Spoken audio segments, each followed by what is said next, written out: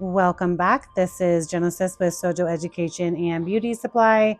I just wanted to share with you a quick tutorial on how I utilized the small ghost mold from Chunk of Dust for my first bath bomb for Halloween this season. This one was a little bit longer in planning. However, I did decide to use an embed maker to get a orange, black, coral, black, orange embed. I had to make these a little bit thinner because of the overall thickness of the mold.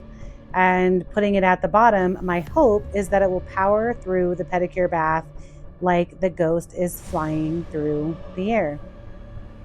I colored my bath bomb mix with Winter White from Nurture Soap and finished it off with a little bit of sparkle at the end to kind of give a little bit of shape shifting going on. And since the tub is going to end up being black, or hopefully close to black with this mixture, it'll have a little bit of sparkle from the glitter at the end. Hope you enjoy and enjoy your spooky holiday.